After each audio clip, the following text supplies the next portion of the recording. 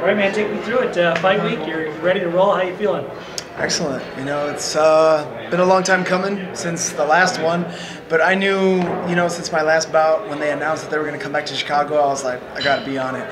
And what better card to be on than with Frank Mir and Fedor Emelianenko, two legends again. Sure. So I'm co-headlining this event, and just can't write a better story. It must be nice to you don't have to get on a plane, you just drive a few miles down the road, right? Pretty much. A show like this? Yeah, it's so easy. I get to train and take care of everything, in Milwaukee, so I'm not far from here. And yeah, you don't need to worry about anything, and I can drive myself to do whatever I need to go do, and yeah, man, it's so easy. Let's talk about this run that you're on right now. 3 in a row, I think, right? And 6 of 7. Things starting to seem to click for you and feel pretty good? Absolutely, I just, it's just growing and maturing. Obviously, every fight, you know what I mean, it's kind of cheesy or cliche. People say, oh, every time you see him, he's a new fighter, he's a new version, blah, blah, blah, whatever. But truly, if you are evolving and you are growing, every fighter should be that way. And that's really what I do day in and day out. This is my craft and my passions, my life. This is my livelihood. So this is what I do for a living. This is what I love and enjoy doing. And it's awesome that I get to go out and showcase my martial arts skills. Last two have been more decisive for you. You had a submission in there. You had a sweep of the scorecards. How much better does it feel to have fights like that than the several before that where you were never sure what was going to happen when the scores were being run off? It was very good, you know what I mean? Because yeah, those were tough ones. Like always thinking, like, man, what's the deal with these close fights, or what am I doing wrong? So looking back at all my film and seeing how I perform and what I did in preparation and everything, and mentally too, I knew I was like, oh wow, I had to change things up. So it's this year actually marks 10 years since my first fight, and it's taken a long time to grow and learn. A lot of my fights up and coming as a professional were quick ones, bang, railed them off, did my thing. And then even before I got into Bellator, and now it's been hard because I've been facing guys with twice as amount of experience as I do, who have been at the top of the game for a while now. So it took a while, but now it's one of those things where it's for sure confidence that I know my capabilities, my true potential, and I can't wait to go out and show it again on Saturday night. As you're dealing with fights like that, those split decision wins, I mean, are you able to take positives out of those fights and say, you know what though, if they're close fights, at least I know that I can win those close fights and I can go toe-to-toe with guys, and even if the judges are not going to see it as a decisive thing, I can still come out on top? Yeah, absolutely. Obviously, as my coach says, a lot of guys are great when they're front runners. You know what I mean? They're great when first round, second round, right? They're good.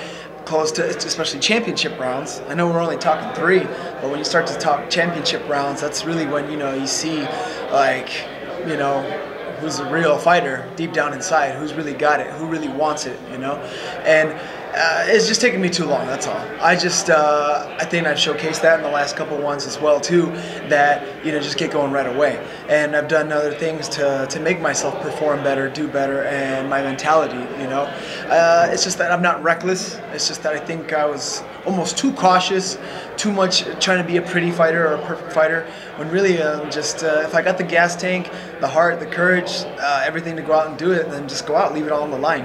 And which I've done in previous bouts before, but now it's just like no questions asked, no doubt about it. Just go out and run him over, and if you can be like Mike Tyson and finish it in 10 seconds, and finish him in 10 seconds.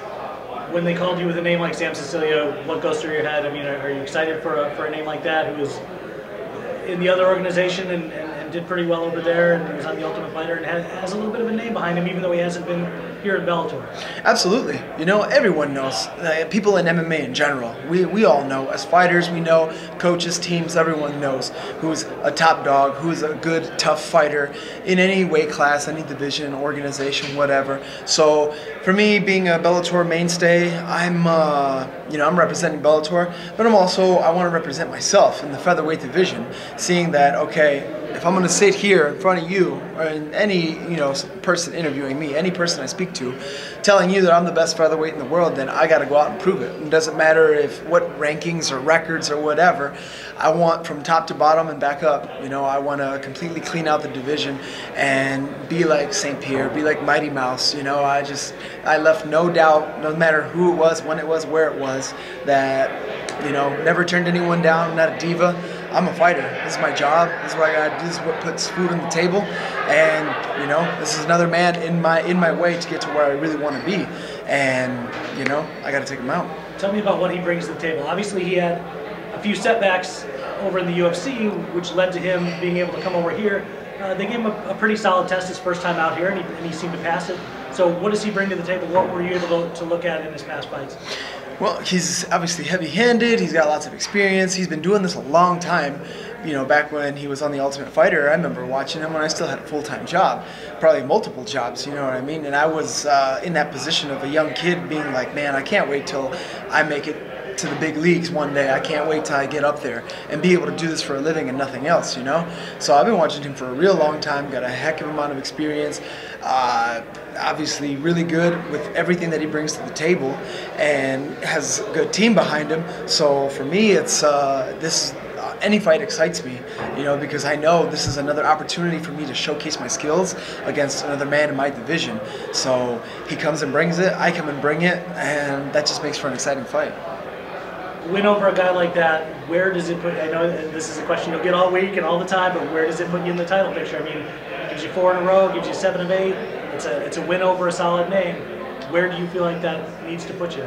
I think when you look at the whole picture in general of just, let's say, the whole featherweight division, again, rankings, records, to me, it's all opinions. You know, one could say this is the top 5, this is the top 10, this is the top whatever, or top 3, top whatever. You know what I mean? For me, it doesn't matter. You know, I know the kind of hot streak that I'm on. I know what I need to go out and go do. So it doesn't matter what he did previously or what he thinks he's going to do Saturday night. It's all that matters when that cage door closes. And same thing with me. So it doesn't matter who I beat, what I've done. All that matters is Saturday night, me and Sam Cecilia. That's it. When I look at everything else, though, obviously I know I want the winner of Pitbull versus Weichel. There's only one man when you look at the whole featherweight division as a whole, as the mainstays that have been here for a long time and guys that have been coming, whatever, there's only been one guy that I haven't faced, and that's Pitbull. Outside of men who have held the title or fought for the title, there's only been one man who I haven't faced. So it doesn't matter who comes out on top out of that. Of course, I want the winner of that, but, you know, eventually, I want to fight all these guys. All these guys up and coming, all these guys, if they come from other organizations or whatever, I want to fight them all. Because I want to be that guy who knows, like, man, I got you right here underneath my belt. It's like, I got you, I got you, I got you. I'm just a marksman, hunting them all down. You got the 2 decisive wins in a row. How do you feel like you get it done on Saturday night? Another decisive one? Another decisive one. Got to go out there and prove a point. You know what I mean? This is my home. This is my cage. This is my organization. This is my time. I'm up and coming, and he's another man in my way. It's just like we're all chasing the same thing. We're all climbing up the mountain, trying to be the best, trying to have a target on our back, hunting the belt, hunting the big money fights, whatever. So I'm climbing the mountain. So is he. I got to knock him down. To me, be the king of the hill, and whoever gets up to try to outclimb me, knock them all down. Appreciate it, man. Good luck on Saturday. Thank you very much.